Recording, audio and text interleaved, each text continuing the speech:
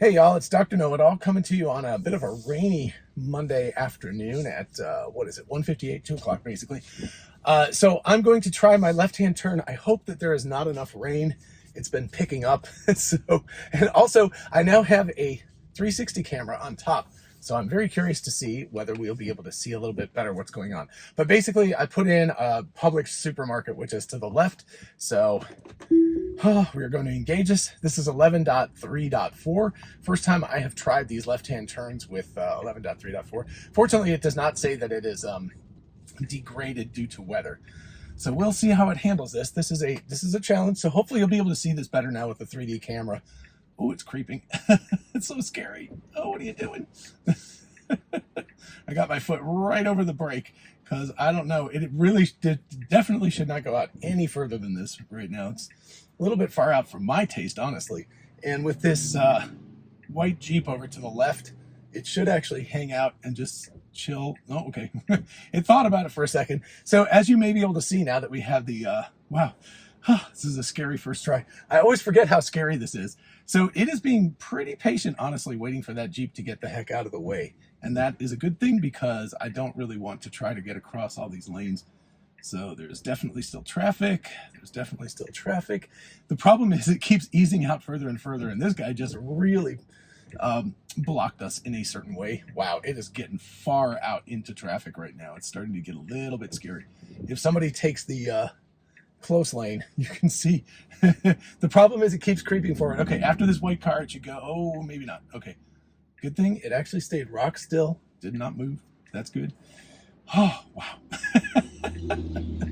For anybody who doesn't actually do this stuff, Chuck Cook, much respect to him because this is just terrifying doing this. I don't do it too many times. Wow, this is an amazing amount of time that we've had to wait because usually it's not that bad. But, okay, yes, we should be able to go after this black car. Go, go, go, go, go, go, go, go, go, go, go, go, go. Oh, nice. Oh my gosh. Okay, I mean, that was a lot of waiting. It did creep out a little further than I would have been comfortable with, but that was pretty good. And considering it's raining and all of this other stuff is going on, and again, I hope the 3D camera, I know it'll have water splotches all over it, but hopefully we will get a decent view of what's going on. I'm going to disengage, turn around, try again. I'm figuring, well, that first time was scary enough on its own, but it did really well. I mean, I was scared, but it was fine. So, and I don't know what this tool company car is doing next to me. All right, let me get a quick turnaround in this parking lot. These guys are going to start to wonder what's going on with me. Anyway, so yeah, I thought it actually handled it very well. And it actually, when it decided to go finally, it felt like it actually was pretty confident doing that. I would have gone a little bit faster than that, but it was fine. So anyway, let's get another attempt at this. So we're going to go back and try again. I think the times I've tried before have been a little less busy than this. 2 o'clock in the afternoon in this part of town is, you know, a reasonably busy area. So anyway, just ignore the fact that, oh, I need to also, sorry about that the first time. I meant to make that full screen and I didn't. So I will do that for the rest of the attempts. Anyway, you can see that the navigation is very confused because it doesn't know where. So you can see coming around this corner, the visibility to this turn is very, very minimal. I am also going to I'm going to pull into this Dollar General parking lot and see if it can do a U-turn because apparently it can do U-turns now. So let me pull in here and put it in autopilot and see if we have a little bit of luck with a U-turn. So I have no idea. I've seen other people claim that it's possible. I don't know what. Oh, okay. Okay, now what are you going to do, buddy? Yeah, okay, it has no all right. It has absolutely no idea where it's going. I was like, this is not a road. So that was interesting and fun, but definitely a little bit of a side journey. I will maybe try again in just a minute, but I think it thought that this was a road and not an actual thing. Let me see if I can start it from here because now it seems to be. Okay. Let's see. And where are you going? This is a dead end. Okay. So again, I just released a video today. As I record this, it'll be yesterday as you see this video. But I did a whole video about how the navigation data needs to be updated, and you could see a complete fail there. That was like, all of that was a complete fail in terms of nav data. It just has no idea that that was a dead end or anything like that. Okay, let me make sure. Yep, this looks correct now. All right, try again. So we're gonna move forward again now. Now that we are on an actual road and it doesn't have to think about doing U-turns and stuff like that. So I might try that one more time just for grins. But okay, left looks clear. It has not eased its way out far enough yet, but oh gosh, it's really far. Oh, sorry.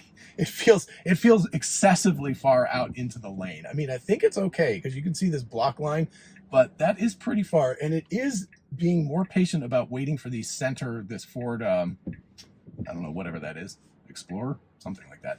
Anyway, it's waiting for that much more patiently than it used to. And I have my foot hovering right over the brake just in case it decides to go. Okay, so that guy goes. So that is one of the major complicating factors, is that those people hang out in that suicide lane making a turn. So it could potentially go after this gray car.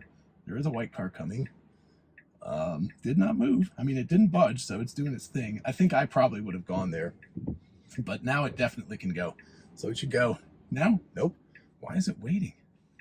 I have no idea why it's waiting. Interesting. That was I don't know why it waited so long, because that was a perfectly good excuse for it to go. And it should go now. It should go now. It should go now. Okay, good. And again, a little too gentle. Feels like it could be a little more aggressive. It is not using the suicide lane now. Previously, I have seen it actually use that, and I guess that's actually illegal. That's what people told me. I've done it all my life where I've just pulled out into that lane and then moved over, but it seems to be respecting that more now, that it is not going to go until it knows it can get all the way into this lane. Again, going to disengage here, pull into this Chevron station. It's a very convenient place to turn around here. I wonder if the Chevron people are like, what in the world does this guy keep coming in and out of this place? It's been a long time actually since the last one, since the 10.69. Whatever. So it has been a while since I've actually gone into this station, but they'll be sick of me by the time it's over. All right. So yeah, that was two. I don't know why it didn't go that one time. There was plenty of time for it to have gone. I don't know if the gray car, there was a truck that was making a turn out of the lane that was across the road from us, and I'm wondering if that was something where it just thought that person might eventually turn left in front of us or could be impinging on us. So, I mean, patience in these circumstances is better.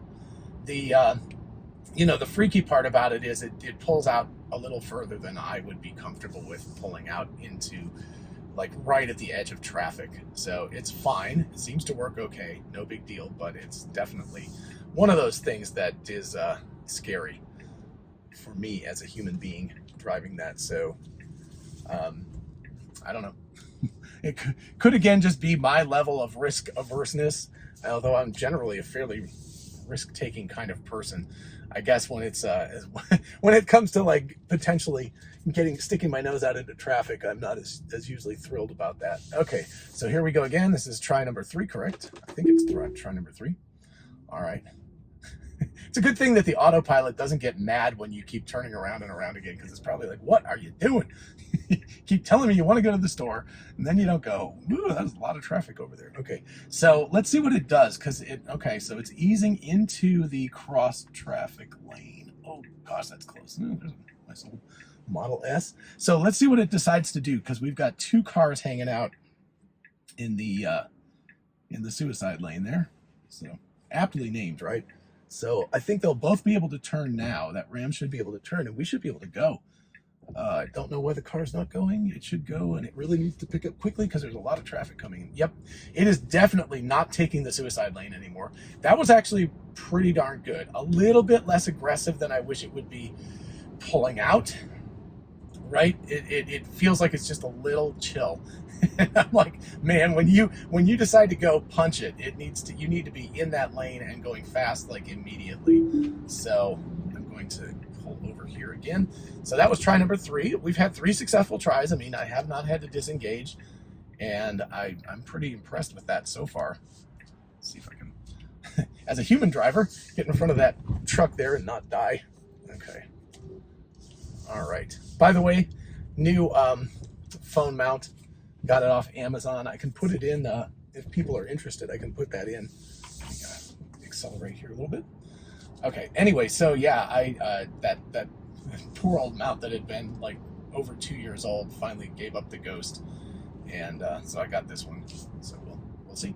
It's much more rock solid now, so we'll get that. Also hurt my thumb at the gym yesterday. That's the reason why I have a bandage on my thumb, in case people have been wondering with my last few videos.